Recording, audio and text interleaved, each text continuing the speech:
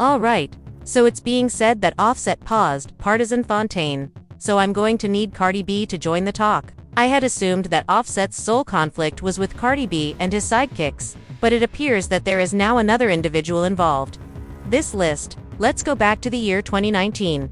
Now, this was before the entire Tory Lanez affair, and before Megan Thee Stallion dated Pardison Fontaine. According to reports, Offset and Fontaine, the Pardison, got involved. When I say that Offset got into it, I mean that he allegedly put Pardison Fontaine in a headlock before leaving for work. Now that you know, Pardison Fontaine is not a small man.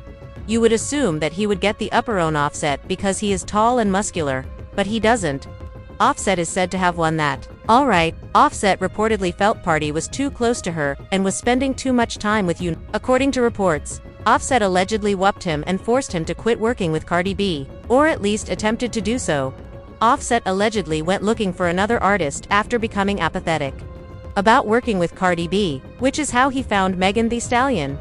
I was told that when did Party start dating Megan? It was after the Tory Lanez shooting, I do know that. So 2020. So back in 2019, apparently Offset and Party got into a fight. This was right before Party went to fuck on Megan. It wasn't hard for him to get Megan at all. But apparently Party was spending too much time with a certain person, and Offset felt a little insecure and went up over there, and I kid you not, Offset apparently whooped Party's ass. I said, now y'all lie. They said, no. They said Offset had that big nigga with all the muscles in a headlock and he couldn't get out over trying to fuck his girl. What happened was Offset stopped his girl from working with Party after the fight. Party said, all right, I'm gonna go get me a bitch. And when he got Meg, actually started helping Meg write. He didn't go to Meg because he actually loved Meg. He went to Meg to try to compensate for losing an artist and trying to make that artist bigger. But ended up, The joke now is that he supposedly went and found Megan Thee Stallion to work with, and it worked. In other words, it was successful for both of them because, let's face it, there is one thing about Pardison Fontaine that we absolutely must acknowledge. I mean, that guy can write some hits. He has a really good pen game. When he began writing for Megan, he really did help her become even more famous. And in the end, they even became a relationship. In the end, I suppose that headlock was worthwhile since in addition to helping Megan's career, it brought Party to the attention of many. Just a little overview now. The bond between Cardi and Pardison Fontaine is quite strong. These two have a 13-year history together. When Cardi was still on Love and Hip Hop in 2012, they first crossed paths, and Pardison was still working hard to establish himself as an underground artist. Additionally, these two were a perfect complement. He produced a number of singles for Cardi B, including Bodak Yellow, her first major smash. Additionally, he wrote _Money Up, I Enjoy It. In fact, this man has been quietly writing some of the most popular rap songs in recent years while remaining in the background. However, I would like to know your thoughts on this bizarre tale. Was Offset envious of Cardi B's friendship with Pardison? In your opinion, Fontaine, do you believe that after confronting him, he put his paws on him? Please share your thoughts in the comments section below. I'll speak with you later. But that's all I have to offer. Interview 351-832. You TikTok bitches did a spill on me. Ever since I did that little fake joke and shit, and y'all wanted to be fake, fat, phobic, offensive, I gained hella weight.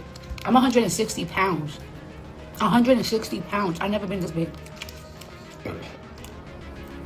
The biggest I've been was with Wave, and I was like 148. I was really tiny with. I was really tiny with Blossom. I'm 160.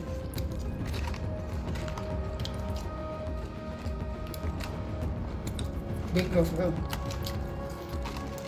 And everything is on my hips and ass, and my stomach, and my face, and my legs. It's big. Them bitches on TikTok made a spell on me. It was like, alright, bitch, we gonna make you a spell, bitch. You gonna get big.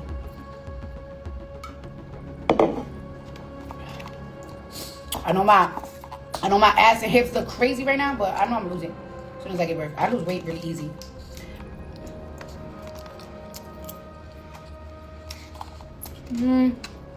After this album roll out, I gotta do tour prep. You know, I never really thought about how would I have like a setup for a tour, because I did a lot of shows. Excuse me. But now I gotta put like a lot to it, on production, on everything. I gotta think about that shit. I gotta get my baby nursery done.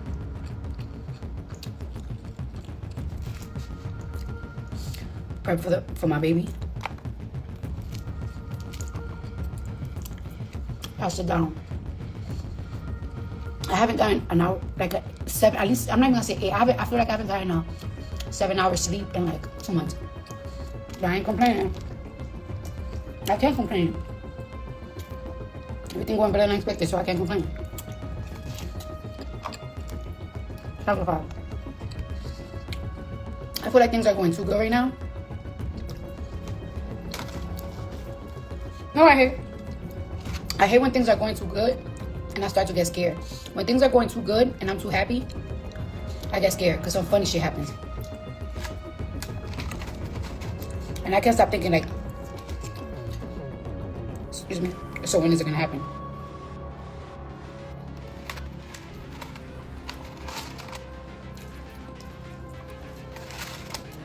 Because I feel it.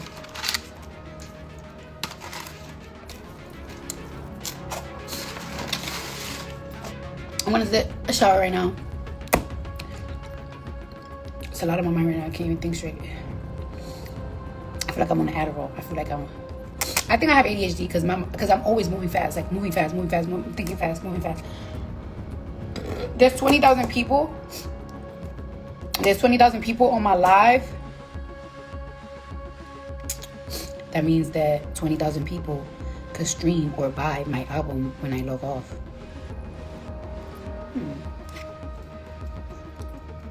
Have a good night. Better Than You is one of my favorites, and it's actually like very like underestimated one, but it's really one of my favorite. I'm a bad bitch and on my mirrors, diamonds and water, this bitch is clear. Being like you's my biggest fear. I do it bigger than bitches and mirrors. They throwing shots, then tell them cheers. You know my level, bitches tears. On my cars, a chauffeur. I ain't touched door handles in years. Hoes gotta talk behind my back, cause that's where them hoes be at. Cause that's all them hoes gon' see. This fat ass as long as weave. I'm doing shit they can't believe. I'm doing shit that they can't fathom. 7 years off and still a classic. 7 years off and still doing past it. Eating hoes up. Give me a napkin. Yeah. Bitches hurt. Ooh, get on my aspirin. Daddy, take me to Aspen. I want to twerk in the cabin. Pretty hoes, do what they want. Who does the law of attraction? How I'm doing? Better than you. Better than who? Better than you and who, bitch? Better than you. Smell, eye, taste, face. Aha. Bitch, I'm better than you. That's your friend. Fuck that bitch. I'm better than her too. Okay. Shitting on hoes. I got what? Nothing better to do. Okay. Yeah. Better than you. Face bomb. Face bomb on body galore. I should have said face bomb on lyric galore.